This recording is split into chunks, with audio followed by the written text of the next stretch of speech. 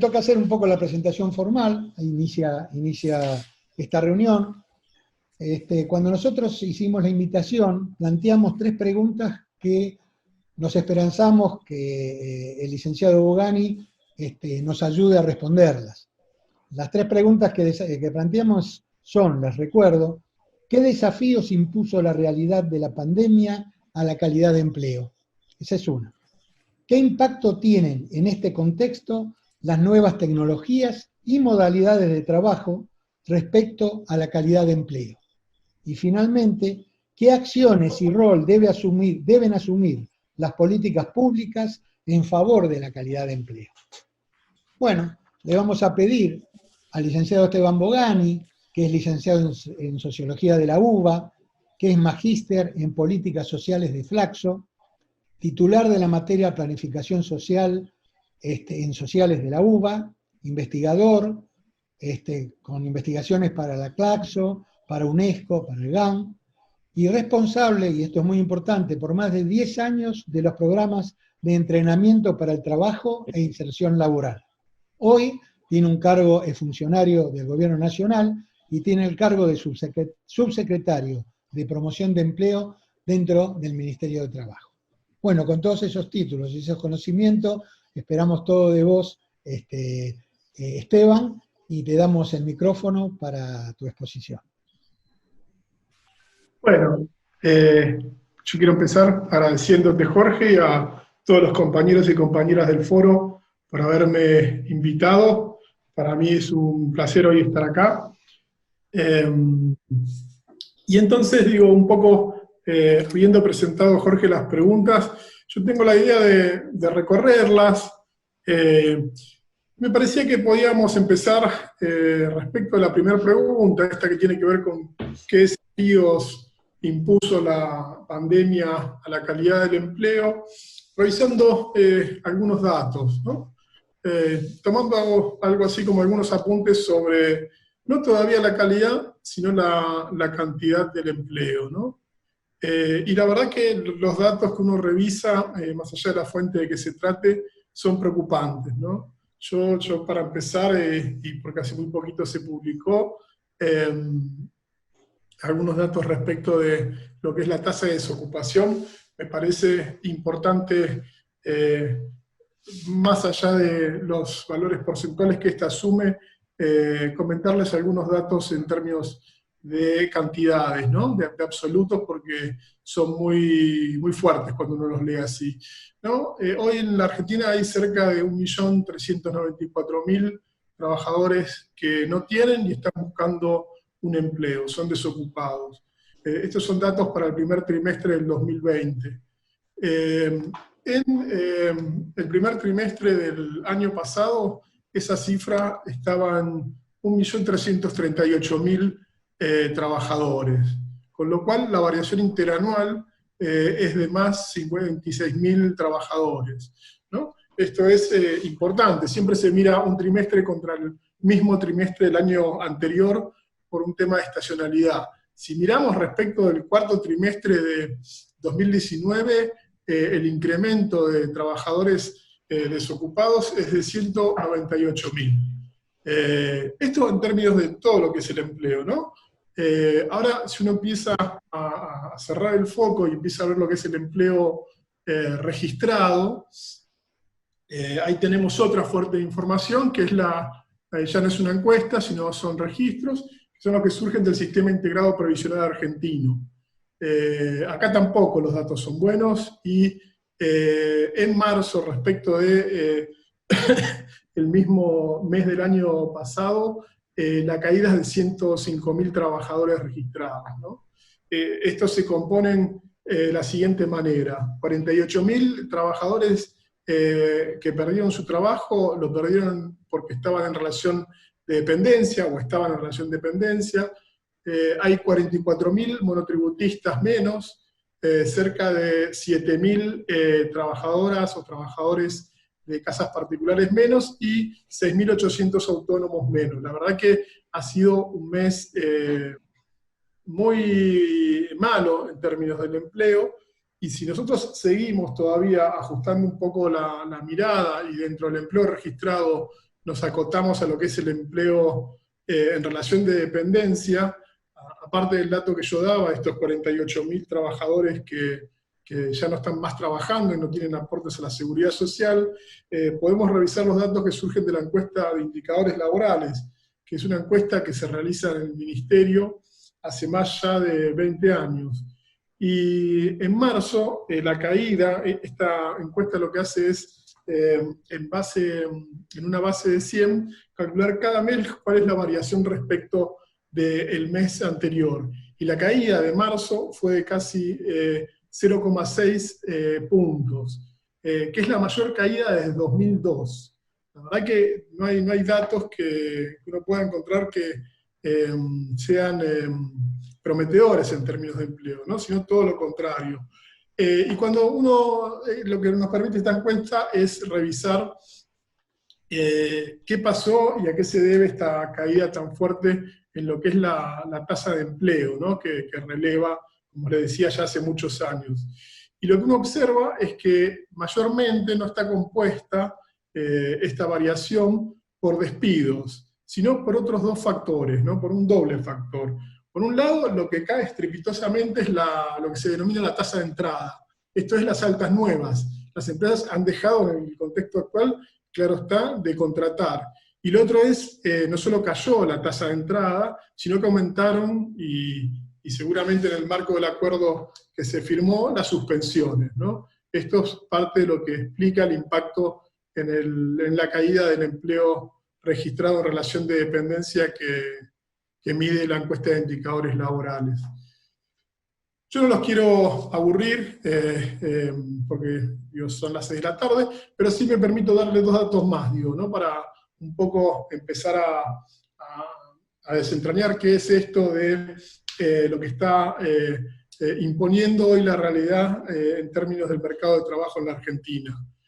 Hay una estimación de la oficina local de la OIT, la Organización Internacional de Trabajo, que habla de 720.000 puestos menos de trabajo en la Argentina producto de la crisis del COVID. Hay otras estimaciones de alguna universidad privada que llevan este número, 820.000 empleos menos. En cualquier caso, digo, y la fuente que relevemos, están todas indicando un mismo sentido que refiere a lo que es la caída en el empleo. Me parece que valía esta revisión rápida de algunos indicadores porque nos presenta un panorama respecto de lo que es la cantidad del empleo. Ahora, respecto a lo que es la calidad, que es un poco el tema que yo quería conversar e intercambiar con ustedes, lo primero que diría es, ¿por qué estoy hablando de cantidades si el tema es la calidad de la charla? Bueno, porque existe una estrecha relación, ¿no? Entre calidad y cantidad del empleo, sobre todo en modelos económicos como el argentino, ¿no? Donde si bien esta relación no es unívoca, sí guarda algún tipo de relación estrecha. Voy a detenerme un momento más antes de entrar en 2 casos que me interesaba revisar con ustedes, que tiene que ver con esto de, les decía, la relación entre la calidad y la cantidad. Hay algo que es la elasticidad producto-empleo, que tiene que ver con la proporción de cuánto del crecimiento del producto impacta en el empleo. Eso y esa elasticidad, esa tasa de elasticidad, en Argentina ha variado a lo largo del tiempo. Y esto tiene que ver con el modelo económico de desarrollo que se ha adoptado. Digo, hay modelos que son más propensos a tener una tasa de elasticidad, es decir, una relación entre producto y empleo más alta, ¿no? Que son más generadores de empleo, y otros que son más constrictivos, por decirlo de alguna manera, donde esta tasa es menor, ¿no?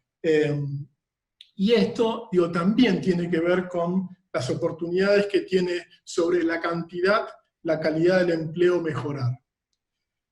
Yo quería proponerles revisar el tema que nos convoca a partir de 2 realidades que, como estamos diciendo, la pandemia nos ha presentado en su cara por ahí más terrible, ¿no? Y estos son, por un lado, los que tienen que ver con los trabajadores de las aplicaciones, y en particular, acá yo me quería detener a hacer algunas consideraciones respecto de los trabajadores que llevan a cabo tareas de entrega a domicilio, o los riders, como muchas veces estos chicos, estos jóvenes se autodenominan, y en este caso nos vamos a referir a lo que es una categoría de trabajadores, ¿no? Estos trabajadores de entrega a domicilio.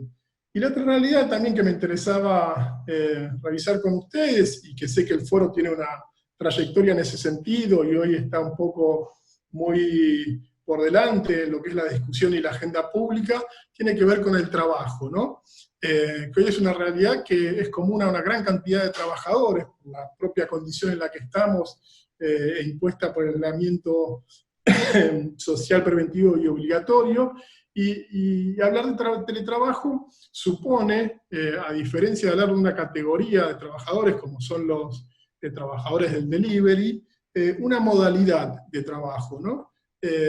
Una modalidad que distintas categorías de trabajadores están teniendo que desarrollar. Respecto de los trabajadores del delivery, yo quería precisar o compartir, más que precisar, algunas preocupaciones, ¿no?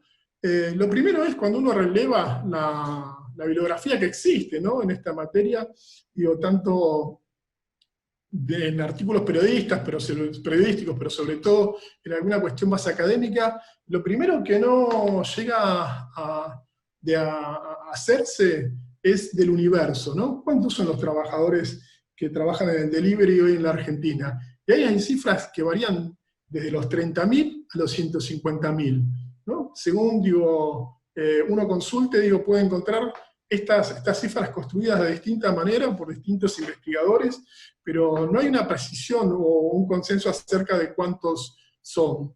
Y este no me parece un dato menor. Yo no soy cultor de los datos cuantitativos, más allá que abrí la presentación citando algunos, porque me parecen que trazan las coordenadas de la charla, ¿no? Pero el no poder precisar un universo, ya en mi interés tiene esto que ver con una situación particular. Esto ya es indicación de una situación particular, ¿no? Y acá, digo, delimitándonos a la coyuntura actual, estos trabajadores del delivery, hoy, a partir de este miércoles, son uno o una de las 24 actividades o categorías laboral que van a poder seguir siendo llevadas a cabo, ¿no? Son entonces estos uno de los denominados trabajadores esenciales. Y acá hay algo que a mí me interesa subrayar sobremanera, que es que si estos trabajadores son uno de los 24 trabajadores o categorías ocupacionales que van a estar permitidas en los días que se vienen, ver la situación de estos con otros trabajadores esenciales. Y para traer a cuento dos que seguramente por su compromiso e importancia en la actual coyuntura merecen todos los respetos nuestros, son los trabajadores de la salud, los trabajadores de la seguridad o las Fuerzas Armadas. Bueno, estos dos grupos de trabajadores tuvieron en este marco un reconocimiento dinerario a través de un bono especial que se les pagó. Y acá hay una distancia y hay una realidad que la pandemia nos impone en sobremanera y nos tiene que llevar a reflexionar. Si los trabajadores del delivery son también trabajadores esenciales, hay una distancia enorme entre estos trabajadores de la salud y la fuerza de seguridad con los del delivery. Los primeros están registrados y en esas condiciones que acceden a la posibilidad de contar con un bono. Los segundos, los del delivery, y yo me he reunido en esta situación con algunos de ellos, por el contrario, han postulado y en muchos casos accedido a cobrar el ingreso familiar de emergencia, que es un instrumento de política pública destinado claramente para trabajadores informales, ¿no? Bien, a mí me interesaba mostrar esta aparente contradicción o contradicción en lo que es la situación objetiva de un grupo y otros grupos de trabajadores que hoy son, y bien está denominado como esenciales en la situación actual. Bien, esto respecto de los trabajadores del delivery que me interesaba por lo menos compartirles a ustedes para que podamos pensar juntos, ¿no? Y hoy, en este contexto, si bien hay proyectos dando vuelta respecto de plantear un estatuto y por ahí no aplicar la ley de contrato de trabajo a estos trabajadores, o distintas iniciativas motorizadas de distintos lugares, ¿no? Hay sindicatos nuevos en esta actividad, hay otros sindicatos de más trayectoria que también están proponiendo, en el gobierno se están estudiando también proyectos. Me parece que acá estamos, como sociedad, me animo a decir, enfrente de una primera y gran deuda, ¿no? Que la pandemia nos trae hasta la puerta de casa para que la veamos cada vez que nos toca. Ahora, algunas palabras respecto de ya no una categoría ocupacional, sino una modalidad de trabajo, que es esta de los teletrabajadores, ¿no? Y acá, primero, digo, con todo lo que está trabajando el foro, cualquier cosa que diga, ya lo hago con mucho más cuidado. No es que antes se haya descuidado, pero bueno, sabiendo que hay muchos de los que me escuchan que saben, y más que yo de esto seguramente. Bueno, acá nada, algunos trabajos que yo revisé también en la idea de poder plantear un marco a este tema, y un relevamiento que se hizo hace muy poco de Albreu, habla de que cerca de casi de un total de 11.600.000 personas que hoy componen a la población ocupada, solo cerca de 3.300.000 personas tendrían una ocupación que es susceptible de ser teletrabajada o llevada adelante bajo esta modalidad que es el teletrabajo. Cuando uno desagrega esos 3.300.000 personas en la calificación laboral que tienen, ve que los trabajadores no calificados y los trabajadores operativos tienen mucho menos posibilidad de llevar adelante sus tareas a través de esta modalidad del trabajo.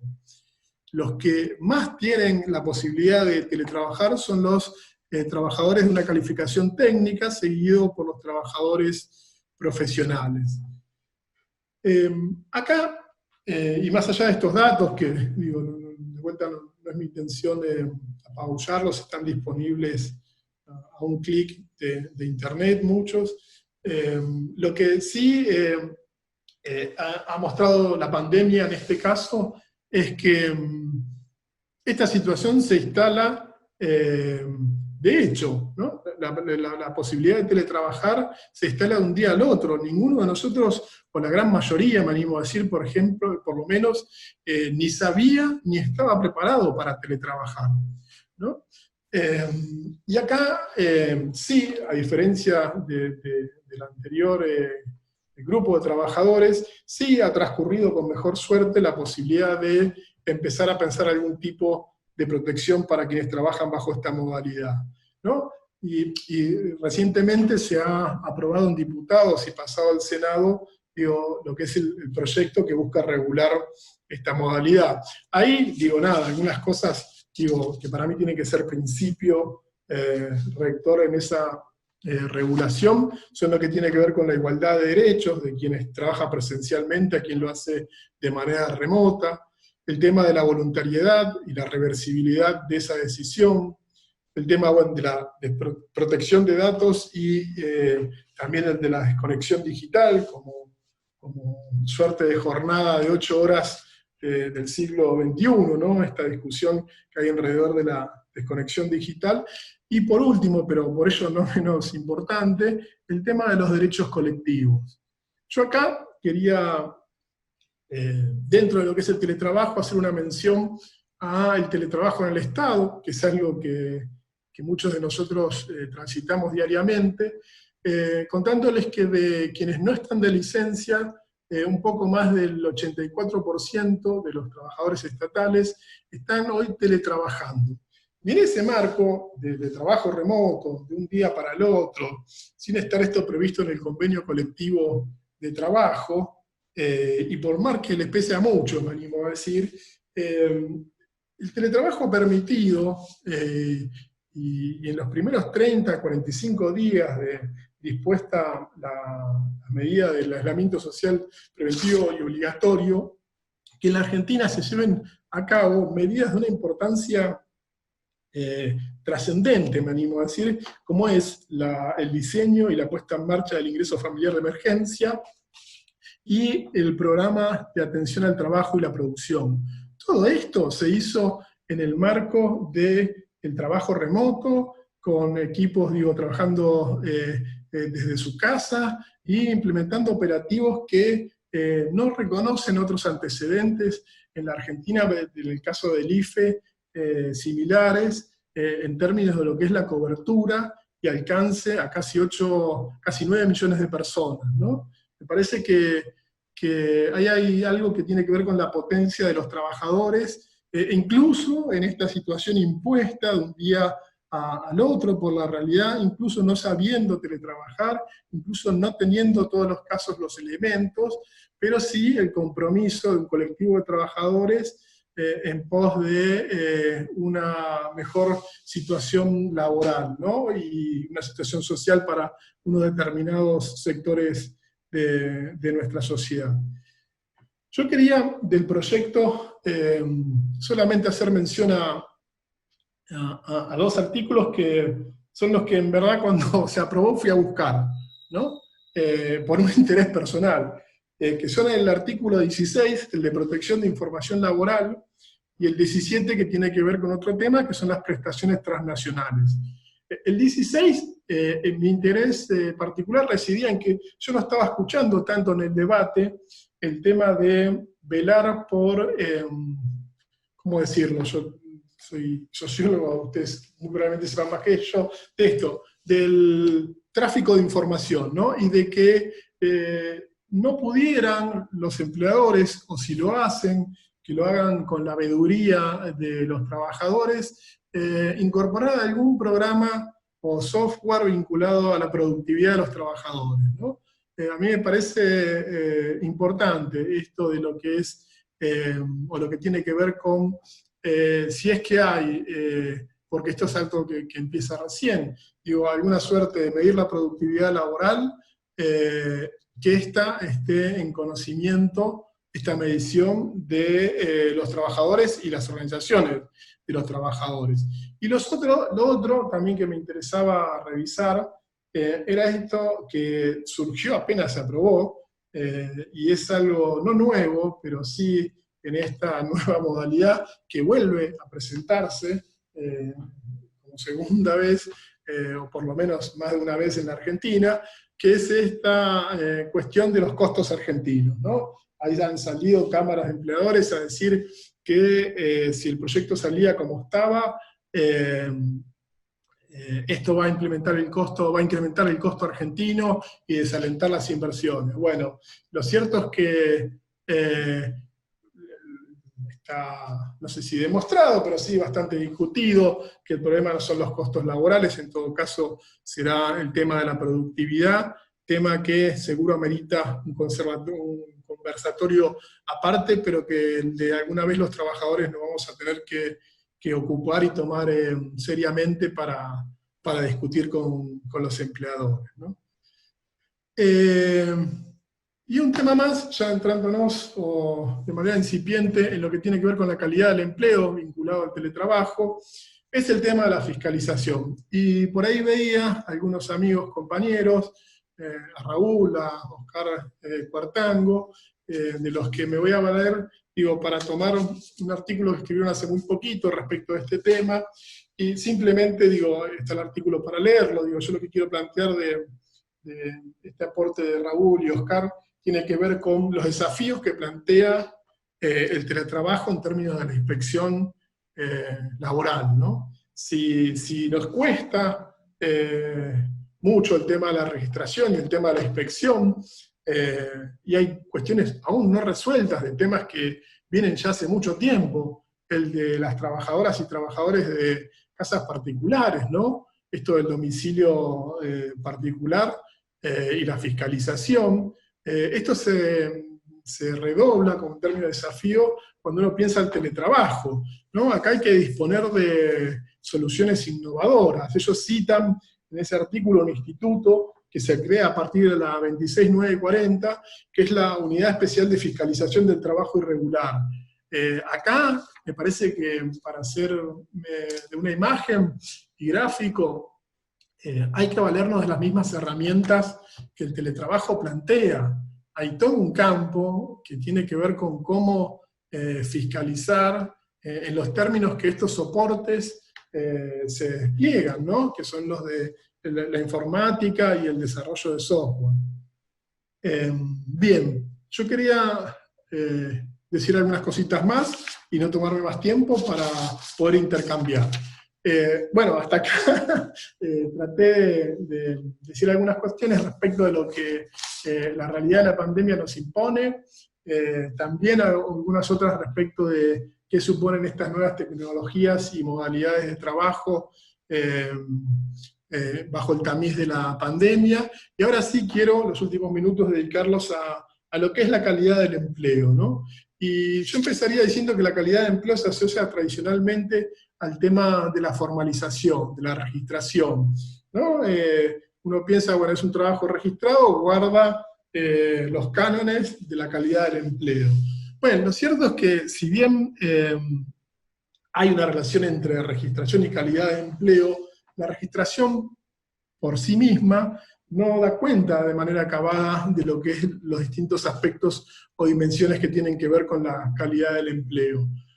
Ahí nosotros podemos valernos de una larga tradición en términos de lo que es la discusión alrededor de la calidad del empleo. Hay, hacia finales de los 90, un intento de la OIT y de Somalia, su director en aquel entonces en particular, por abordar este tema a través de lo que era el concepto del trabajo decente, ¿no? Y ahí se han buscado operacionalizar este concepto en distintos indicadores, el tema de los derechos laborales, el tema de los ingresos, el tema de la no discriminación en el ámbito laboral, el tema de la protección social y el tema del diálogo social, conforman una suerte de set de indicadores que aplicados a una situación particular nos pueden hablar de la calidad del empleo. Yo en este punto, y antes de adentrarme en lo que son las políticas para promover la calidad del empleo, me animaría todavía a correr un poquito más ese techo que nos pone este concepto, y pensaría la calidad del empleo como la posibilidad de trabajar en el aumento sostenido del bienestar de los trabajadores y trabajadoras, ¿no? Como un concepto más amplio. Ahora bien, volviendo al tema de las políticas públicas, y en este punto voy a hacer algunas consideraciones y cerrar la presentación para que hagamos un intercambio. Yo decía antes, la registración es asociada tradicionalmente con los temas de la calidad. Bien, si esto es así, digo, hay respecto a la registración distintas cuestiones. Hay temas como también para traer otra imagen, de zanahorias y de palos, ¿no? Hay temas de incentivos vinculados a la registración, todo lo que se ha implementado en distintos momentos vinculado a los descuentos en las cargas y contribuciones patronales, pero también hay incentivos vinculados a los que tiene que ver con el aumento o el incremento de la productividad, que esta sí redunda en general en lo que tiene que ver con la registración y en una mayor calidad del empleo. Eso por el lado de la zanahoria, por decirlo de alguna manera. Pero por el lado de lo que es el palo, está el tema de la fiscalización, que nos supone, digo, como yo decía antes, desafíos que son ya de larga data, ¿no? Y acá quiero hacer una mención también a algún dato. Después de la crisis de 2001, el no registro en la Argentina llegó a cerca del 49,7% de los trabajadores. Para bajar, después de una inusitada un inusitado periodo de crecimiento económico y del empleo a 34,6 en 2010. Esto que yo decía antes, ¿no? Los modelos de desarrollo y la relación de estos con la elasticidad entre el producto y el empleo. Aquel fue un modelo de desarrollo muy generador de empleo, y como estamos viendo en este indicador, que es uno de los que yo tomaría respecto a la calidad, que es la registración, de muy buen desempeño, ¿no? Una baja de casi 15 puntos del no registro, digo, es muy importante. De aquel entonces hasta ahora, con oscilaciones y distintos momentos, estaba revisando también la encuesta de indicadores la encuesta permanente de hogares, nos hemos mantenido alrededor del 35%, ¿no? Si bien la PH no es una encuesta que está dedicada a medir informalidad o no registro, sí tiene algunos indicadores como trabajadores con descuentos jubilatorios que pueden ser un proxy de eso, y uno cuando ve la serie larga ve que más o menos estuvimos alrededor del 35%. Pero volviendo a las políticas públicas, yo acá quiero citar dos que también son muy de lo inmediato y la coyuntura que nos traen estos días, para pensar de una manera amplia la calidad del empleo. Y entonces yo diría, ¿el ingreso familiar de emergencia, el IFE, tiene que ver con la calidad del empleo?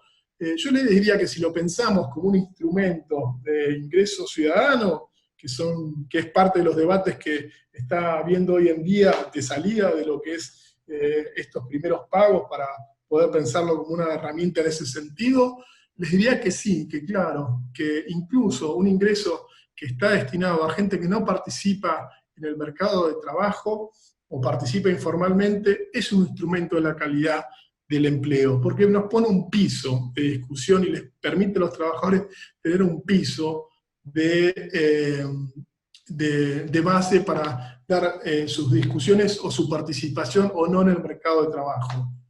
No me quiero extender, pero no quiero dejar de citar que allá por el 2002, cuando estábamos en la implementación de lo que era en aquel entonces el programa Jefes y Jefas de Hogar, me acuerdo con el que era mi jefe en aquel entonces, Luis Castillo Marín, alguien que de esto también sabe y mucho, tuvimos que ir no me acuerdo si era La Rioja, Catamarca, a una reunión de empleadores del olivo, porque tenían un planteo de que no conseguían trabajadores.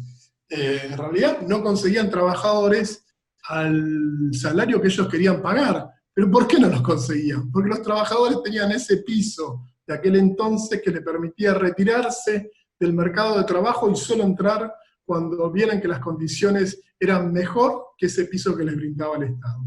Por lo tanto, y en resumida cuenta, me parece que el IFE es un piso para establecer, el IFE o ingresos ciudadanos similares son un piso para empezar a discutir la calidad del empleo. Y en otra punta, y también en otra punta como imagen, ¿no? Y también traído por estos días, está el convenio recientemente aprobado en senadores, el convenio 190 de la OIT sobre violencia y acoso en el ámbito laboral. Que me parece que por el contrario del IFE lo que nos establece es un nuevo techo. Y es importante tener un techo que correr todo el tiempo, ¿no? Estas eran temáticas que estaban dando vueltas hace años en el mundo del trabajo, pero que esto forme parte del plexo normativo argentino y se incorpore a la legislación, es un techo. Me parece que es un techo nuevo, que hay que trabajarlo, que hay que operacionalizarlo, pero de vuelta, como podemos correr el piso, también el techo. Y en el medio estamos los trabajadores y el bienestar de los trabajadores. Por último, y cerrando, Jorge, no quiero ocupar más tiempo y sí dar lugar al intercambio, como decía, algunas políticas particulares respecto a la calidad de empleo. Algunas de estas tienen que ver con la competencia del ministerio del que formo parte ya hace más de 20 años, del Ministerio de Trabajo. Tienen que ver, las decíamos, con el tema de la fiscalización, el tema también de la política salarial, de las relaciones laborales, de la promoción, de la sindicalización. En la Secretaría en el Ministerio hay un programa de formación sindical, que aunque pequeño todavía, tiene mucho potencial y para mí es una apuesta muy buena en términos de políticas públicas, pero también forman parte de los instrumentos que tienen que ver con la promoción de la calidad de empleo y la formación continua de los trabajadores. Y hay otros más que tienen que ver con la seguridad y con la previsión social. Me parece que la calidad del empleo se puede medir en el retiro, la calidad del retiro de los trabajadores. Y por último, y cierro, hay otros instrumentos de políticas que no son competencia del Ministerio, pero que también nos obligan a pensar tanto la calidad como las políticas públicas respecto de la calidad del empleo de una manera amplia, y son los que pueden estar en el Ministerio de Producción y trabajen en la cadena de valor, en el Ministerio de Mujeres, y propongan una mayor igualdad de género, o los que tengan que ver con la economía, hasta con el tipo de cambio, me animo a decir, que pueden fortalecer o no el mercado interno. Por último, y cierro con esto, la calidad del empleo tiene que ver, o tiene relación con distintos aspectos, ¿no? Tiene que ver con, entiendo yo, y me parece que es una definición a la que después de esta charla les dejo como para que intercambiemos, tiene que ver con aspectos de realización psicológica, pero también social en el trabajo, y en un sentido más amplio, antropológico, de pensar al hombre, la calidad del empleo tiene que ver con el proyecto que tenemos como personas y la posibilidad de realizarlo en el ámbito del trabajo, ¿no? Un ámbito laboral que nos permite realizarnos como trabajadores y como personas es el que puede guardar una calidad del empleo que es deseable. Y me parece que de vuelta no tenemos que bajar la vara, y ese es un lugar en el que interrogar al empleo por la calidad que nos está brindando. Hay aspectos formales, hay indicadores que podemos establecer, pero me parece que es en este sentido antropológico más amplio, digo, en el que tenemos que volver a mirar el trabajo, y humanizarlo, y pensar que ahí nos podemos realizar como personas, como integrantes de una comunidad. Esa es la idea y los conceptos que quería compartir con ustedes.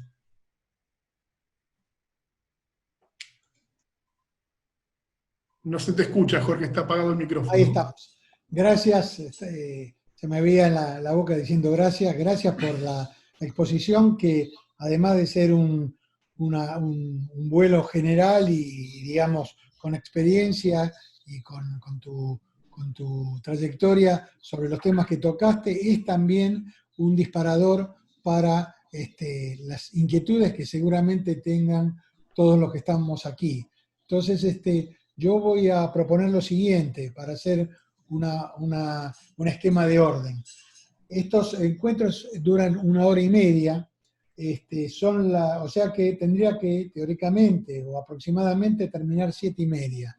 Tenemos 40 minutos o un poco más, que no es poco, para poder expresar nuestras preguntas y las contestaciones que pueda tener digamos, el expositor, o bueno, como surja.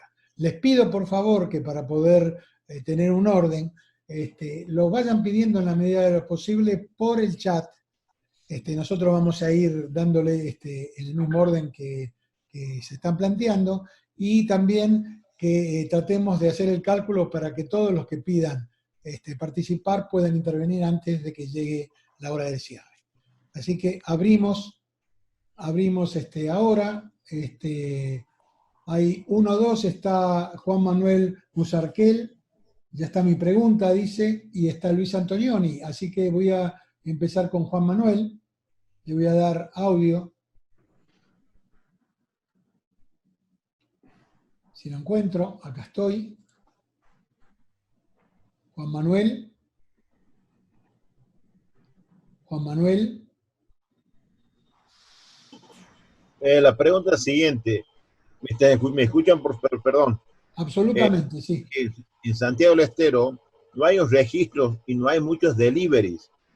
El tema es que muchas personas son cadetes independientes y no hay un registro real sobre todos aquellos cadetes que los llamamos nosotros aquí en Santiago, que son más de 500 personas. No hay un registro real. ¿Cómo podemos hacer para que esos cadetes independientes se puedan formalizar? Esteban. Bien. Sí, ahí hay distintas cuestiones, digo. Tiene que empezar a abordarse por algún lado el tema, ¿no? Hoy en día también está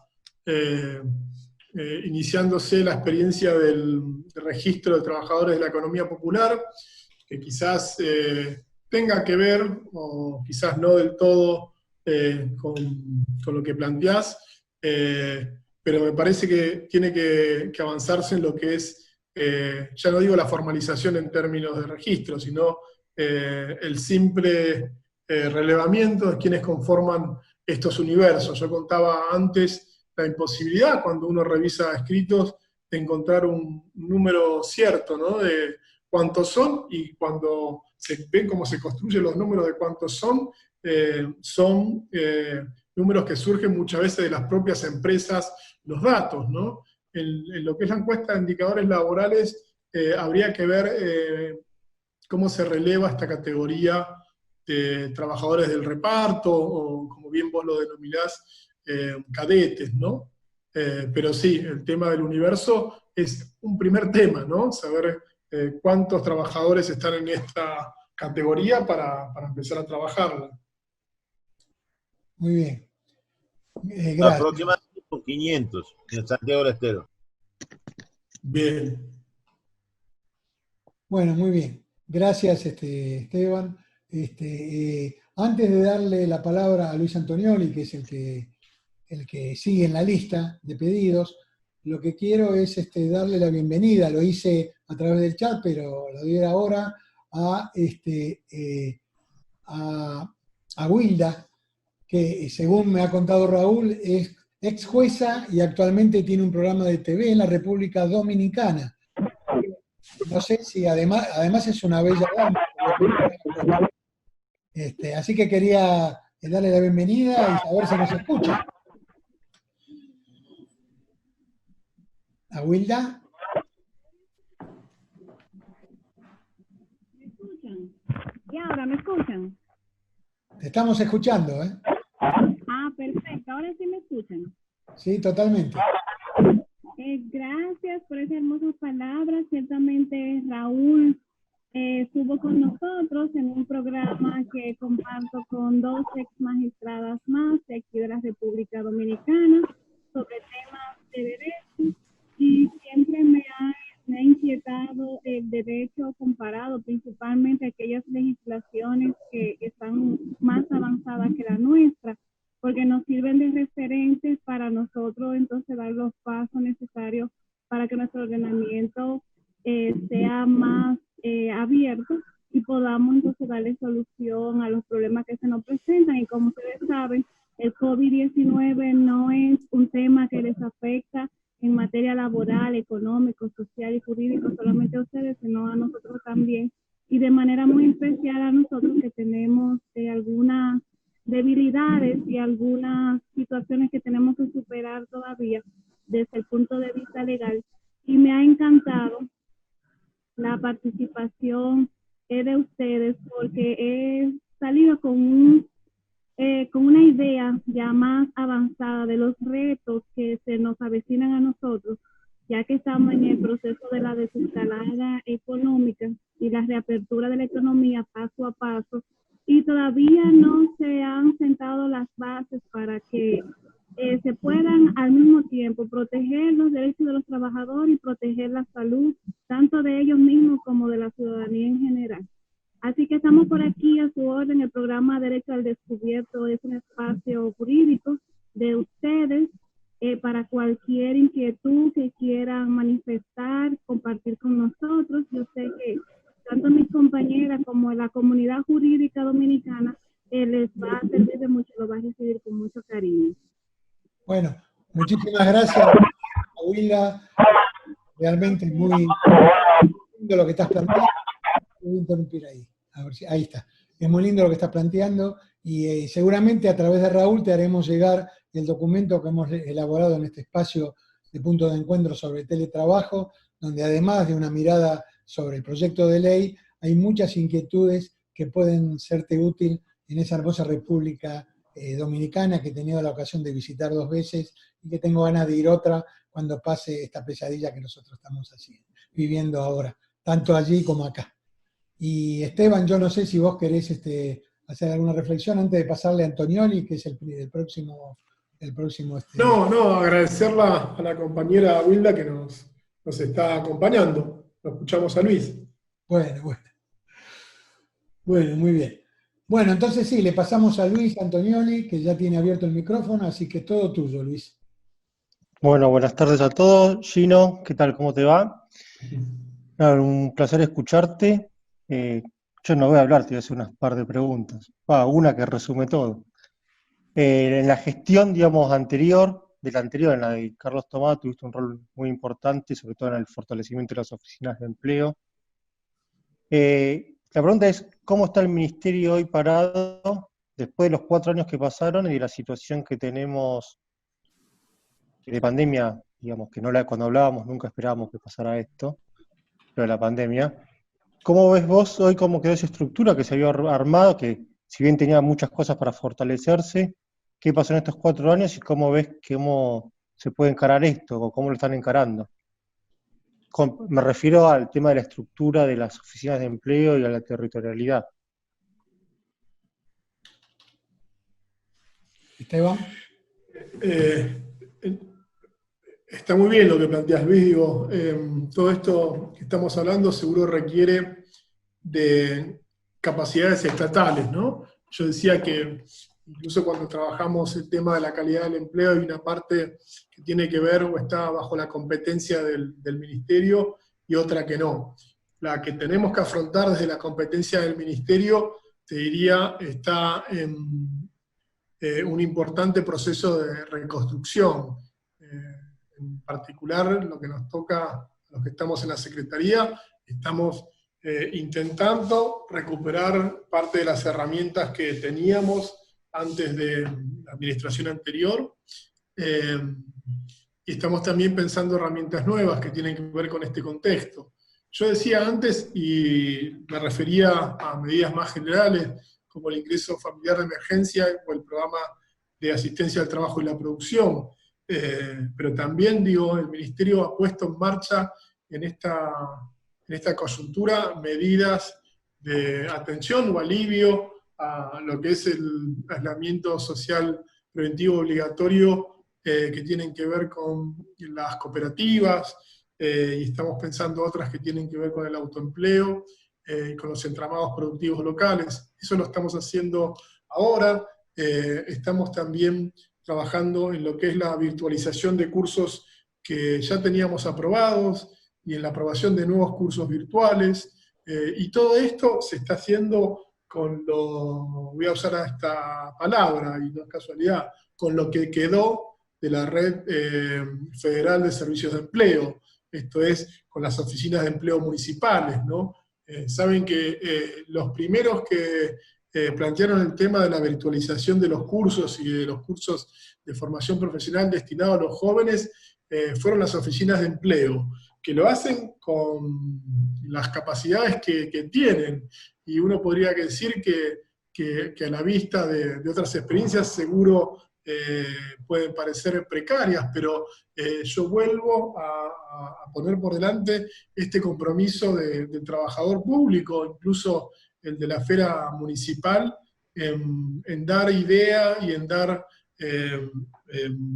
un empujón a lo que tiene que ver con la mejora de la situación de los sectores más postergados de nuestra sociedad. Esto de virtualizar cursos que pasaron de plataformas como esta, el Zoom, a mensajes de WhatsApp, la verdad que está hecho hoy en base a lo que es la capacidad y la potencia de las oficinas de empleo. Digo, nosotros estamos buscando normalizar esas experiencias, estandarizarlas y proveerles de algún tipo de soporte mejor de este que les cuento. Estamos trabajando en el tema de datos para que los jóvenes de sectores populares, que son los que al fin y al cabo nosotros atendemos o con los que trabajamos, puedan participar de una actividad virtual, y también estamos trabajando en el tema de lo que es la plataforma, que el Ministerio tiene una propia y la está tratando de mejorar, ¿no? pero en una palabra se lo tendría que resumir, Luis, es reconstruir y reconstruir en la urgencia de esta situación y de esta coyuntura, ¿no? Gracias, Esteban. Está pidiendo por una consulta Noelia Susana Escobedo. ¿Estás allí, Noelia? Por favor, abrí el micrófono. Te escuchamos. Noelia.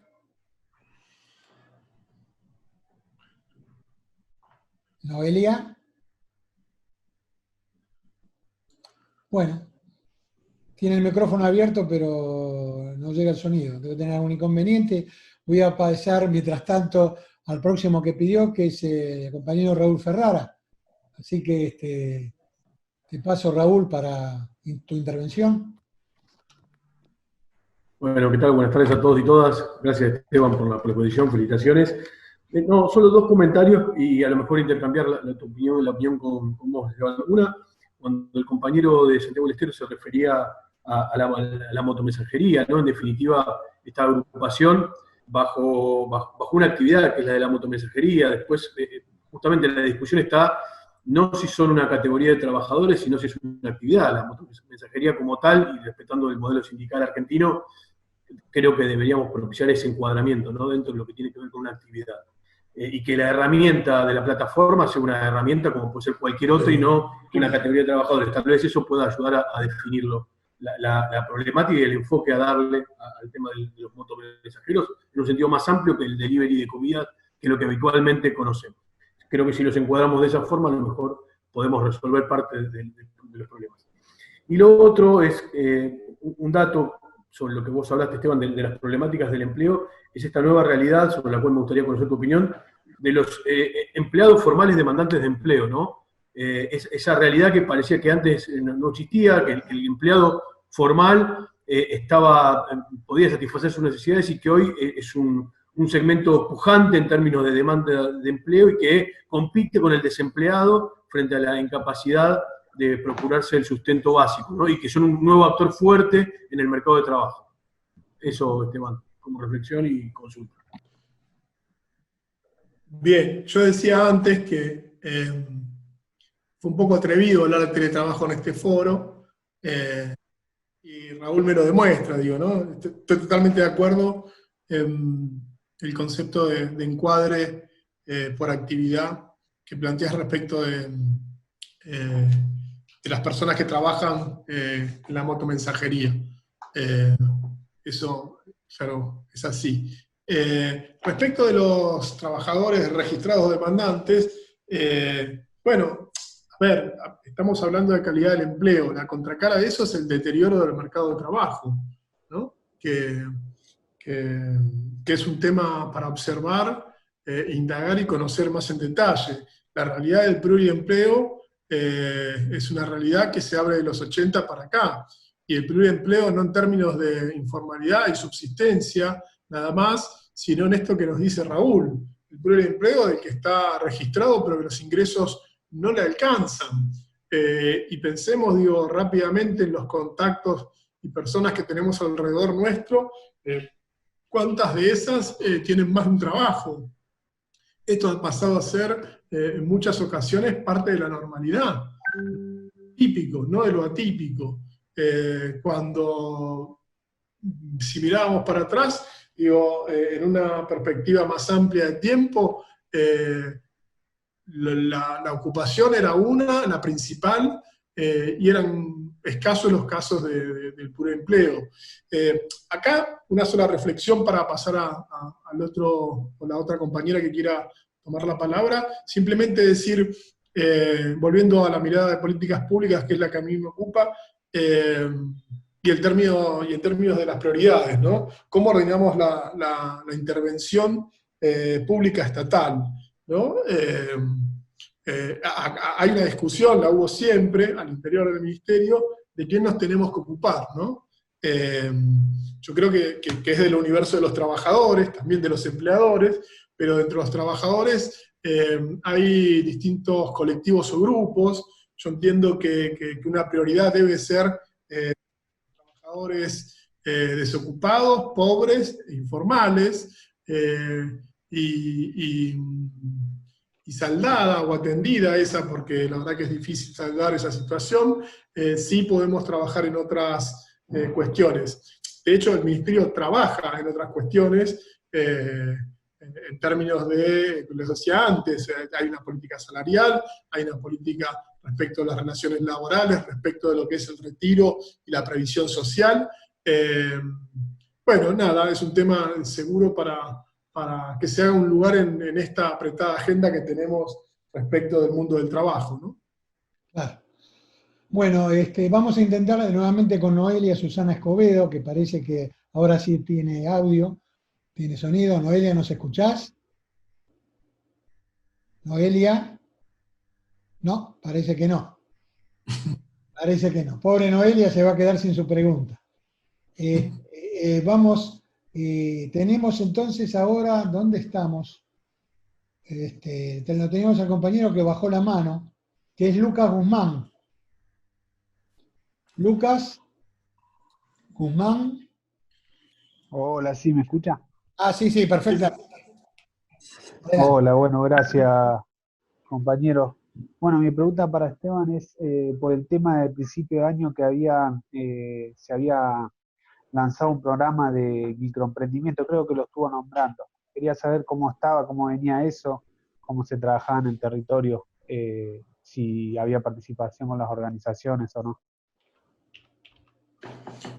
Bien, mirá, yo contaba antes respecto a lo que es el trabajo independiente, que adquiere distintas formas. Uno es el trabajo autogestivo.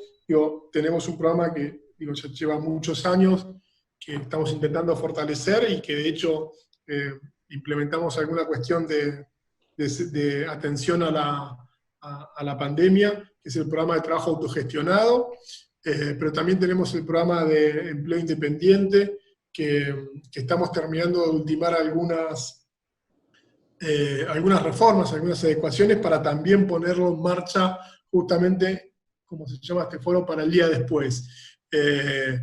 Mi concepción personal, si quieren, parte de la salida, y una parte importante, va a estar vinculada al tema de lo que es las posibilidades vinculadas al autoempleo, ¿no?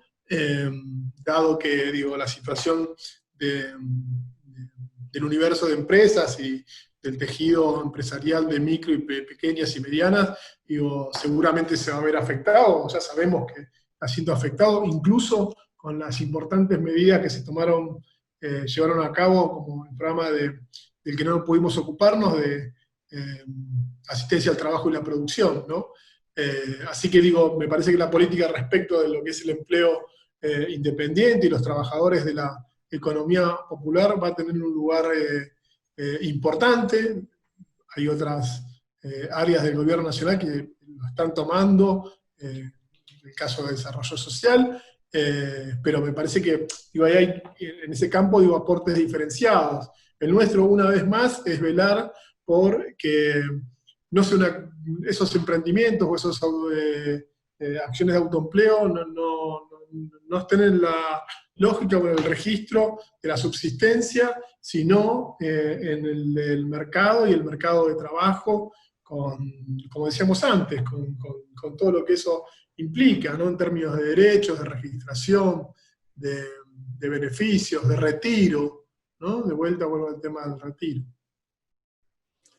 Bueno, muy bien, Esteban. Como estamos llegando a 20 minutos del cierre teórico, por lo menos, vamos a hacer una pequeña lista. Está Daniel Lanson, está Noelia, siempre esperada y nunca escuchada. Vamos a tratar otra vez. Está Faín, se están sumando. Faín, Kirchuk, Ariel Berchelli, Cacho Cuartango y bueno, y cierro yo. Lo vamos a hacer en ese orden. Noelia, vos intentamos, es la última. ¿Te escuchamos? No. Bueno, listo. Entonces le voy a pedir a Daniel Lanson, que tiene la manito levantada, que por favor intervenga. Tenés micrófono, Daniel. Gracias, buenas tardes. Hola Esteban, la verdad que te escuché y me parece que está buenísimo que se pueda generar este tipo de políticas públicas, y la verdad siempre agradecido a Jorge por generar estos ámbitos en los cuales a la distancia podamos ir teniendo estos intercambios y sabiendo cómo se está moviendo todo en un contexto tan difícil como el que nos toca vivir, ¿no? Por eso siempre agradecido por este espacio el día después. La verdad que mi pregunta quizás es un poco amplia, pero me parece que debatiendo sobre lo que tiene que ver con el teletrabajo, y a mí que desde Luján me toca estar en un lugar de frontera del AMBA, que históricamente fuimos el interior, pero que ahora somos el conurbano, y eso culturalmente tiene impactos múltiples, donde Luján expande su cantidad de casos, principalmente por unas 5.000 personas que diariamente van a trabajar a Buenos Aires, y que de una forma u otra están arriba de la discusión actual del transporte público y cómo nos trasladamos y cómo nos movemos para ir a trabajar, y en ese combo, ¿no?, de teletrabajo, transporte y crisis de la megápolis, ¿no?, porque creo que también amerita decirlo, esta pandemia puso en crisis el modelo de concentración de la población en una megápolis. Me gustaría, Esteban, tener algunas palabras tuyas respecto a cómo están pensando, o cómo ves vos desde el Ministerio de desde el Ministerio de Trabajo, justamente esta cuestión de este desafío de intentar descentralizar, o de intentar generar otro tipo de capacidades en las localidades intermedias, o en otro tipo de localidades que muchas veces quedan como absorbidas, ¿no?, por esta cuestión atractiva de la ciudad, y que los profesionales, los técnicos, los recién recibidos se van a buscar trabajo en Buenos Aires porque tienen mejores sueldos, esto y lo otro, y acá en la localidad no se puede generar el desarrollo lo suficientemente potente, muchas veces por la falta de recurso humano. Esteban. Gracias, Daniel. Yo decir algunas cuestiones a partir de tu comentario. La primera, creo que fui un poco egoísta cuando hablé respecto de la calidad del empleo y me remití a las capacidades estatales pensando solo el Estado nacional, ¿no? Cuando hablaba de las competencias del ministerio y de otros ministerios, me quedé por ahí. Yo creo que sin duda, en un país como el nuestro, tan grande, tan heterogéneo, la centralidad que adquieren los gobiernos locales es fundamental. Digo, ¿no? Uno puede imaginar en Buenos Aires la mejor política pública, la suerte de esa política se juega en las capacidades de implementarla a nivel local, ¿no? Ahí los municipios, pero en el caso nuestro las oficinas de empleo, son un actor crítico y que hace la diferencia. Yo lo veo. Ahora estamos, como decía antes, reconstruyendo mucho de eso, pero donde hay capacidad local, donde hay agencia pública local, agencia en el sentido de movilización de recursos, ¿no? Hay una diferencia.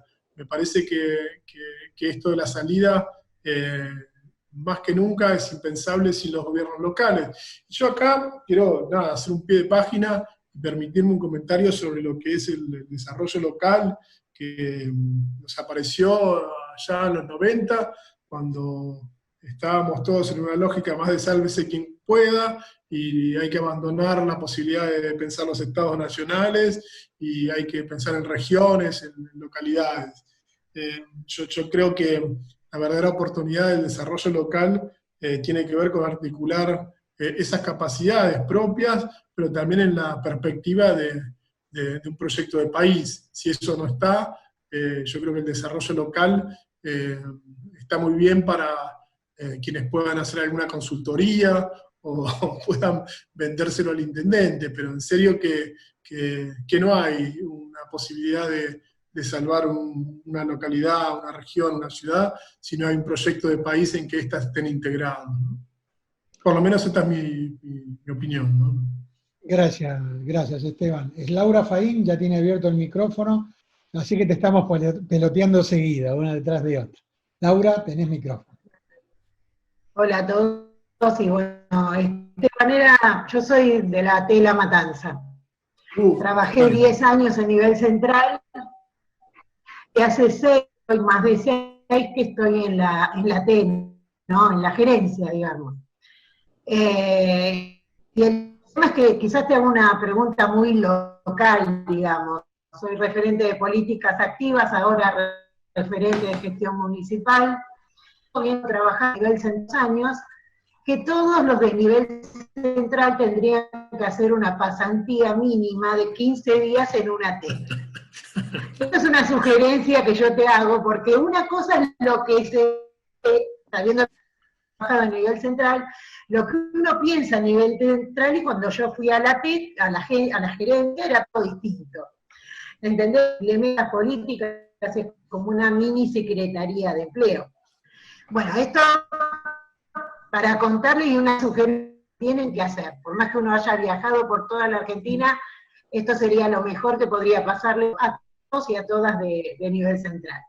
La pregunta en particular quizás es muy local. El seguro, capacitación y empleo. Salió una resolución esta semana, pero no hay un manual operativo. Es un programa que venimos y vuelva a reflotar como bien, digamos. Es eso lo que te quiero decir nada más, Esteban. Cochino, como yo te conocía. Gracias. Muchas gracias. Muchas gracias, Laura. Yo lo decía antes de tu intervención, y no por ser complaciente, es imposible imaginar una política pública sin cómo esta se implementa localmente, ¿no? Eso por un lado. Respecto de lo que es el seguro de capacitación y empleo, que lo nombrás, pero para el resto de compañeras y compañeros, nosotros estamos trabajando en la actualización y mejora de distintos instrumentos. Uno es el seguro de capacitación y empleo, y cuenta Laura que estamos aumentando los montos de lo que pagamos ahí para que las personas puedan hacer distintas actividades que acompañen ese tránsito de la desocupación al empleo, como es el apoyo a la búsqueda de empleo, como son los talleres de orientación laboral, los cursos de formación. Y aparte de eso, Laura, te comparto acá también, frente a los compañeros, estamos previendo alguna apertura justamente para el día después, ¿no? Del seguro para la población que es mayor de 45 años y las personas que puedan ser identificadas en el marco del programa El Estado en mi barrio, ¿no? Los mayores de 45, por esta condición que tienen de ser discriminados en el mercado de trabajo, y sabemos que eso posiblemente se redoble como efecto producto de la situación actual, y lo que hablábamos al principio, ¿no? Esta situación que hace a la suba del desempleo tiene que ver con una caída, hay una relación no unívoca, no directa, de la calidad del empleo. Entonces, como el seguro, estamos también actualizando y tratando de mejorar varios instrumentos que llevan un tiempo, que no es fácil a veces, pero estamos comprometidos con eso. Bueno, acá voy a hacer de Noelia, que no pudo hablar porque está desde Bariloche y se ve que tiene problemas. Voy a leer la pregunta que te mandó a vos, que dice lo siguiente, leo textualmente. La importancia de generar trabajo de calidad.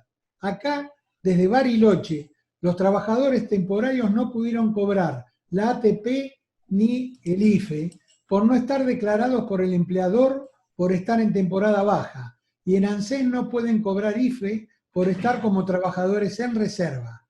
Entonces quedaron afuera de las dos asistencias y son 2.600 trabajadores.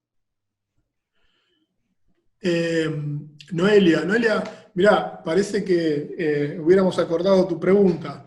Mañana sale en el boletín oficial una resolución del ministro que justamente lo que prevé es una asistencia a este grupo particular de trabajadores temporarios de las actividades de turismo que no calificaron ni para el ATP porque no estaban cobrando salario, ni para el IFE porque no son informales.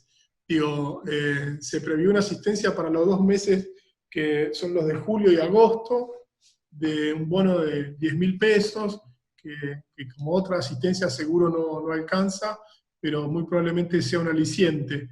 Eso sale mañana, lo estamos haciendo ahora.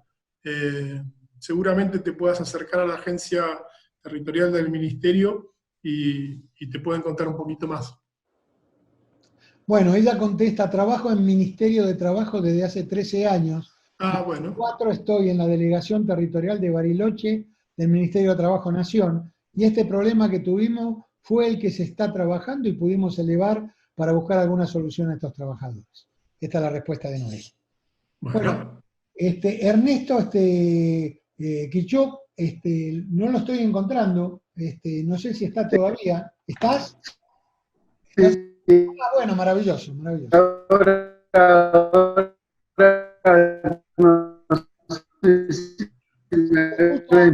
Se te escucha muy mal. Tengo problemas con internet, estoy con muchos problemas. Bueno, si no, sí, estoy con problemas con internet. Bien, ahora se te escucha, si querés intentar la pregunta.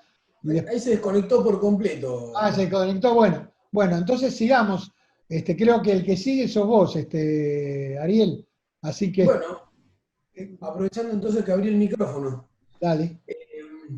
Bueno, en primera instancia quiero agradecer a Esteban, muy útil su presentación, le agradecemos mucho que esté en el foro, creo que también es compartido por todas las participantes y los participantes.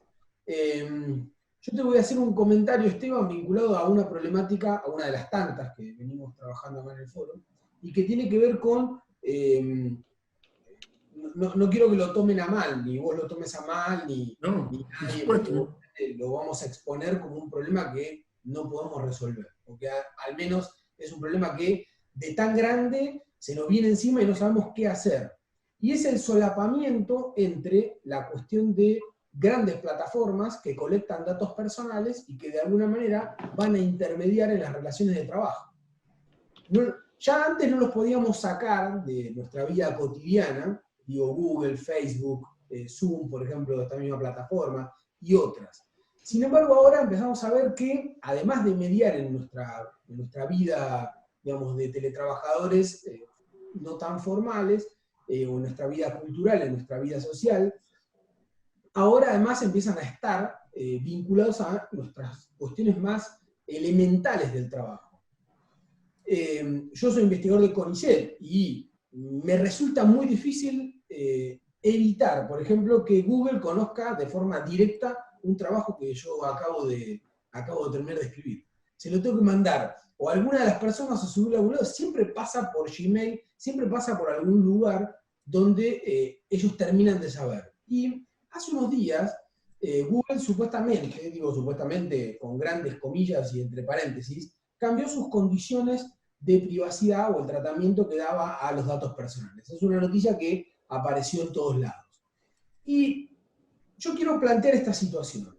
Google dice que hace algo, ¿no? Google, Facebook o cualquier empresa dicen que hace algo. Pero nosotros, digo nosotros en términos de Estado Nacional, o en términos de alguien que audita la calidad de empleo, o un sindicato, o nosotros mismos como trabajadores, no tenemos forma ni siquiera pensar cómo vamos a hacer para saber si Google cumple o no lo que está diciendo. Si, por ejemplo, dice que dentro de 2 o 3 meses, 18 meses o lo que sea, ellos finalmente van a borrar lo que fue la colecta intensiva de datos personales de sus usuarios, o, dicho sea paso, digámoslo de forma directa, de sus clientes. Entonces acá hay un problema de solapamiento en relación a qué vamos a hacer con los datos personales de los trabajadores, o mejor dicho, ¿cómo vamos a hacer para que estos intermediarios, que no podemos auditar, que no podemos controlar, no se queden con nuestra información de rendimiento, nuestra información de perfil de trabajadores, con nuestra información de perfil de salud, con la cuestión genética, con efectivamente que no podemos auditar que una cosa es que el empleador directo nuestro tenga esos datos, pero otra cosa es que la tenga ese empleador y que también la tenga la principal empresa de publicidad del mundo. Entonces acá nosotros tenemos que estar atentos a ver qué hacemos con este tema. Esteban. Comparto plenamente, Ariel, tu preocupación. Digo, la pondría en el plano de las grandes transnacionales y estas nuevas grandes transnacionales y la potestad que tienen los estados nacionales de intervenir, ¿no? Escuchamos varias veces que empresas como la que mencionaste tienen ingresos, digo, que muchas veces son superiores a lo de uno o dos países en términos de su Producto Bruto. Los jugadores son grandes. Yo creo que a estos grandes jugadores hay que trabajarlos, afrontarlos, no me baja la palabra, pero quedémonos con esas, con estados inteligentes, no con grandes estados, ¿no? El estado tiene que ser distinto del que fue, pero tiene que ser un estado inteligente, un estado con capacidad de regular, y de regular, digo, los intereses de los pequeños, ¿no? De esto que decís vos, de todos nosotros, de los ciudadanos. Me parece que en algunos lugares eso funciona mejor. Creo que estas empresas están más observadas, por lo menos me animo a decir, en lugares como lo que tienen que ver con la Unión Europea. Y nosotros, digo, tenemos que tomar esas experiencias, aquello que entendamos que podemos hacer primero, ¿no? Hay un desafío que es, vos lo plantabas bien, Ariel, digo, que es, ¿qué podemos hacer? ¿Lo podemos hacer? Digo, no es sentar a alguien al CEO local y retarlo, sino es tener esta capacidad de, bueno, ¿cómo podemos supervisar esta situación? Digo, que estos datos personales de los trabajadores hoy no sean datos acopiables por estas empresas en una sociedad que es la de la información, ¿no? Y que la información, como dicen muchos de los agoreros o los gurús, digo, que piensan estas cuestiones en la perspectiva de futuro, es el nuevo petróleo, digo, es el nuevo valor, y eso no es muy difícil de visualizar ya hoy, ¿no? Me parece que es una preocupación que plenamente compartimos, digo, ¿no? Por lo menos. Bueno, Mariana ha planteado a todos una pregunta, Esteban. Yo no sé si está Mariana ahí, si la quiere hacer nuevamente in voce. ¿Está Mariana? Sí, estoy, pero está bien, Jorge, hacé la voz, hacé la voz. No, hacé la voz. Sos vos la que la escribiste, dale, tenés la copia. Bueno. Bueno, no sé, digo, si Esteban podrá responderla, pero ya que estamos, pregunto, porque para nosotros acá en el interior ha sido una gran preocupación en aquellos municipios donde no cobraron los trabajadores esenciales, que son los de la salud, la primer cuota del bono de 5.000 pesos. Lo que consultamos por ahí nos dicen que esa primer cuota se pierde. Bueno, nosotros cuando hablo del sindicato, ¿no? Hicimos gestiones para que el intendente haga, bueno, todos los reclamos, porque fue un error de la municipalidad de no cargarlos, y entonces no cobraron esta primer cuota. Que si sabrías de algo del... Mirá, Mariana, no estoy en el detalle del bono de la salud, pero digo, nada, podemos ver de averiguar. Simplemente, y como comentario general, digo, lo que ha procesado en términos de demanda el Estado este tiempo, yo que trabajo hace mucho, es de una envergadura importante, por lo menos me animo a decir. Y en esa envergadura y ese procesamiento, digo, han sucedido casos como el que comentás, y de notoria difusión es lo que también ha pasado con el IFE, ¿no? Que incluso cuando cobraron casi 9 millones de personas, muchos no han postulado y porque no han reunido los requisitos, o no han presentado la documentación en tiempo y forma, no han cobrado todavía. Bueno, Esteban, ahora me pedí a mí mismo la palabra. Gracias. Quería hacerte una pregunta a vos. Un tema que es de mi preocupación de siempre, además de felicitarte como hizo como dueño de casa, como hizo Ariel también, felicitarte por el valor de tu exposición, tengo un tema específico sobre el cual quisiera saber tu opinión. Un tema básico, de una parte importante de mi trayectoria, tiene que ver con la necesidad de la capacitación de los trabajadores en la transformación del sistema productivo que la tecnología va arrastrando. Yo te lo comento brevemente, durante 3 años estuve de director del Centro de Capacitación de la Unión Obrera Metalúrgica de la Capital Federal. Ahí hicimos un trabajo muy interesante, especialmente porque ahí estaban encuadradas las empresas que tenían que ver con la fabricación de computadoras, que estaban esencialmente Van Gogh, Exo, etc. Y capacitamos a más de 400 compañeros que eran trabajadores de una de esas empresas, con un éxito realmente muy, muy grande. Y esta experiencia positiva, sumada a otra experiencia importante que fue, lo digo porque vos estás en el Ministerio de Trabajo, el cierre del acuerdo, donde yo tuve también participación, que tuvo la UON con la empresa NEC, que encuadró 9 categorías más. Esto Roberto Bonetti, secretario general de la UON de Capital, adjunto, pero a cargo, lo ha contado en una de nuestras reuniones. Fue una discusión muy positiva, porque del lado de los trabajadores teníamos la capacidad de poder discutir de igual a igual con aquellos que planteaban desde la patronal las condiciones lógicas como para producir, ser eficaces, eficientes y ganar dinero, cosa que los peronistas queremos que hagan, porque nadie pretende de que, nadie iguala por abajo dentro del peronismo, ¿no es cierto? Entonces, en ese planteo, analizando la ley que vos mencionaste, el proyecto de ley que ya tiene media sanción de diputados, hay un protagonismo muy grande en la capacitación tecnológica por parte del Ministerio de Trabajo y de los gremios. Yo quería saber tu opinión de cómo se podrá encarar eso desde el Ministerio, tu opinión o tu información, lo que vos puedas tener, como para que esta experiencia positiva que recién mencionaba se multiplique en todos los ámbitos, tratando de algo que vos creo que coincidirás y que es base de nuestro documento también, que es que capacitar tecnológicamente no es solamente aprender a usar la tecnología, sino tener la capacidad de discernir cuando esa tecnología está al servicio del bienestar de los trabajadores y de la sociedad, y no en contra, como la fascinación tecnológica impone desde hace años, desde los años en que algunos abogadas y algunos empresarios que siempre aparecen hacen el discurso de hay que hacer la eficiencia porque si no, no vienen los capitales. Gracias. Jorge, yo digo 2 cosas respecto de tu planteo, el que en principio agradezco. Lo primero, respecto del proyecto, el proyecto establece algunas condiciones mínimas.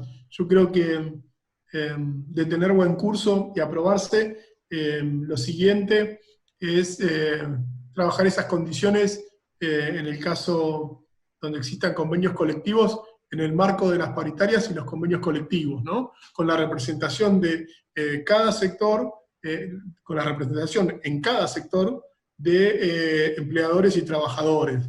Me parece que eso va a terminar de permitir concretizar qué es esta modalidad para cada grupo de trabajadores a partir de la existencia de este mínimo que establece la ley. Y de ser así, en esos encuentros sectoriales, me parece que adquiere un sentido claro el de la formación continua. Yo lo refería como uno de los instrumentos que tiene el Ministerio, más allá de lo golpeada que ha sido por la administración anterior, pero lo que estamos tratando es de renovarlo. Me parece que volver a pensar en términos de formación continua como un activo de los trabajadores es crucial. Ahí la representación gremial y la organización de los trabajadores también es crucial. Discutir en qué y para qué los trabajadores tienen que formarse.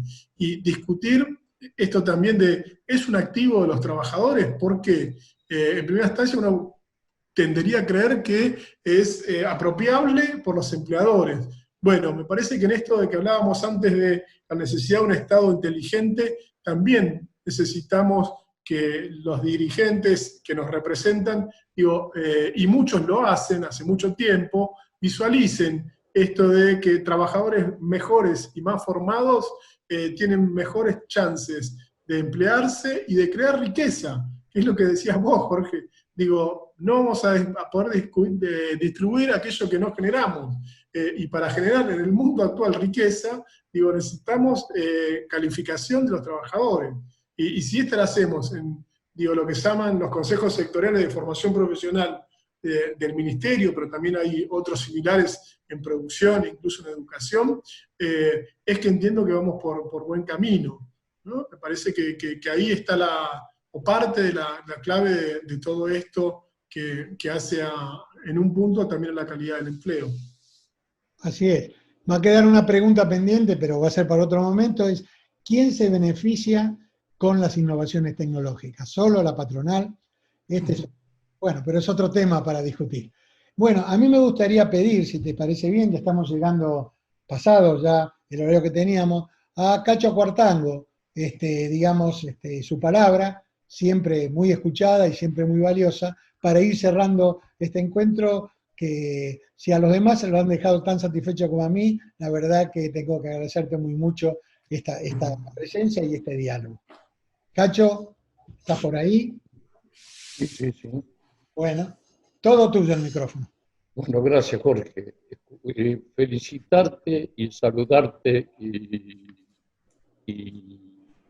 recordamos tiempos viejos en el tema del plan jefe y jefas en el Ministerio de Trabajo, inclusive quiero también recordar a Oscar Tangelson, que fue el secretario de Trabajo con el cual hicimos el plan jefe y jefa en un tiempo récord, y Alonso Nabone también, que era el director de Asuntos Jurídicos, y fue el que diseñó, digamos, la estructura jurídica del plan. Coincido con vos en que tenemos que tener un proyecto de país, porque si no son todos parches. Es decir, en función del proyecto de país podemos elaborar las políticas que nos permitan dar las respuestas a los distintos interrogantes. Si no tenemos proyecto de país, podemos dar respuestas parciales y coyunturales. Y pongo un ejemplo, por ejemplo, el tema del transporte. En una extensión como la de nuestro país, el transporte es sustancial y debe ser un proyecto que se complementen los distintos medios de transporte y no que compitan entre sí. Y el ferrocarril tiene una importancia sustantiva porque estuve hablando esta mañana casualmente con Antonio Maltana, que es un especialista en el tema, y nos recordábamos, por ejemplo, que cada pueblo donde pasaba el ferrocarril tenía vida, y que la vida de ese pueblo se terminó cuando dejó de pasar el ferrocarril, ¿verdad? Entonces, la hidrovía también, que es la hidrovía del Paraná, por ejemplo, y que tampoco está siendo utilizada. Es decir, yo creo que sobre eso, como sobre otras tantas cosas, pongo esto porque es un ejemplo que a mí me parece gráfico, ¿no? Y en ese sentido coincido con que tenemos que tener un proyecto de país, por lo menos en distintos tópicos de los grandes temas, y en función de eso podemos dar las respuestas al tema de empleo, de desempleo, de determinadas cuestiones. También coincido en que tiene que haber una descentralización y una regionalización, que es cuando la descentralización no da la escala, por ejemplo, para un hospital en un área de salud, en una localidad pequeña, tiene que recurrirse a la regionalización. Y yo incluso recuerdo haber hecho con Carlos Tomada un seminario en la OIT sobre el tema de descentralización y regionalización. Y por otro lado, me resisto a que el cuentapropismo o el autoempleo sea aplicable a las plataformas como Pedido Ya o Globo, o las grandes plataformas. Yo creo que tenemos que transitar un camino de generar una relación de dependencia con esas plataformas y con los delivery. No ignoro que en algunas localidades pequeñas puede haber un delivery independiente, que es el de que el muchacho que hace delivery para distintos negocios, para distintos emprendimientos, y entonces es una especie de, como el plomero autónomo que hace trabajo para distintas personas. Pero no es la lógica esta y no es la lógica de las grandes ciudades y de las plataformas. Entonces, yo creo que ese temor de que se desregulara la cosa, lo tuve también y lo manifesté en este ámbito respecto del teletrabajo. Afortunadamente, más allá de que las leyes son perfectibles como toda obra humana, salió una ley que es bastante buena en el sentido de que por lo pronto ata el teletrabajo a la relación de dependencia del trabajador con el empleador. Y yo creo que por ahí habría que transitar ese camino respecto de los delivery de las plataformas.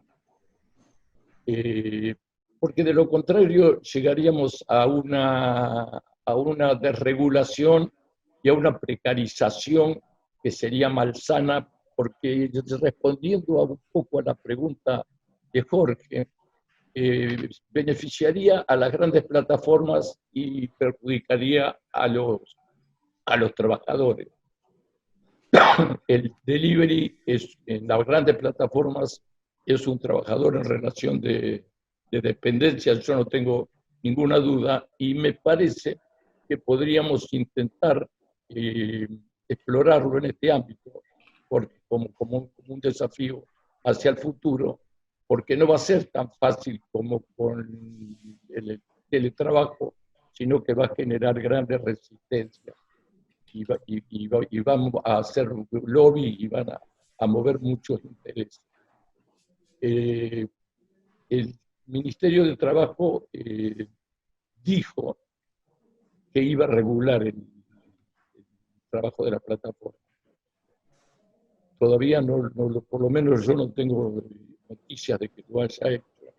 Y a lo mejor se puede impulsar que determinados legisladores utilicen esta metodología o una metodología similar a la del teletrabajo para transitar ese camino, porque de lo contrario iríamos a una reforma laboral y a una precarización similar a la que estableció el macrismo o que pretendió imponer el macrismo por otras vías como son la de los cuentapropistas en los deliveries y en las plataformas. Eso es todo lo que quería manifestar en este ámbito y bueno, les agradezco la oportunidad. Bueno, muchas gracias, Oscar. Bueno, cerrás vos, Esteban. Sí, algunas pocas reflexiones, digo, porque estamos sobre la hora respecto de los comentarios de Oscar. Básicamente dos. Estoy de acuerdo en que no podemos pensar al chico que nos trae la pizza en bicicleta que es un emprendedor, ni que es un socio, ni que es un colaborador. Ese chico está en una relación desigual de trabajo con un empleador que, como bien traía cuento Ariel, se los presenta de alguna manera invisibilizado, ¿no? Al parecer es un algoritmo o una aplicación en un teléfono. Todos sabemos que detrás de eso hay un empleador que, como dice Oscar, es un empleador importante, y suponer avanzar en este tema es una discusión importante la que hay que dar. Esto como primer cuestión. Yo acá quiero traer a cuento una cosa más y cerrar con un último comentario. Traer a cuento el modelo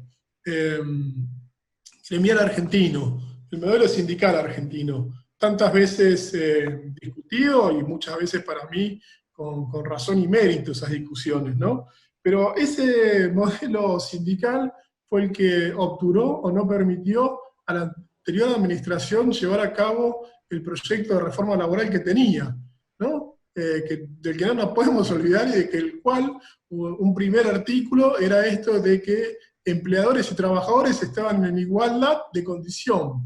Eso cambiaba, y yo no soy abogado, digo, premisas básicas de lo que es el derecho laboral en la Argentina, donde el que tiene la tutela y quien es protegido por el Estado es el trabajador, porque reconoce ahí una desigual relación. Esto respecto del tema que nos plantea Oscar, que es para otro conversatorio. Y por último, y con esto yo cierro, decía antes o hablaba de las capacidades estatales, ¿no? Y parece un concepto lejano a veces. Yo quiero decir algo de esto. Capacidades estatales es también tener generaciones que nos preceden, con las que nos formamos. Y Cacho es un ejemplo en ese sentido, ¿no? Bueno, esto quería decir para cerrar. Bueno, Esteban, gracias otra vez, gracias a todos. La sensación que tengo, que creo que es compartida, que esto hay que seguirlo, lo vamos a seguir. Estamos trabajando mucho en el punto de encuentro, los invitamos a sumarse a ese espacio y vamos a tener novedades y contactos a los nuevos, a los que no están, para continuar esta discusión que recién empieza de cómo van a estar los trabajadores preparados para defender sus propios derechos. Gracias a todos y nos vemos en unas semanas, si Dios quiere, con un nuevo evento.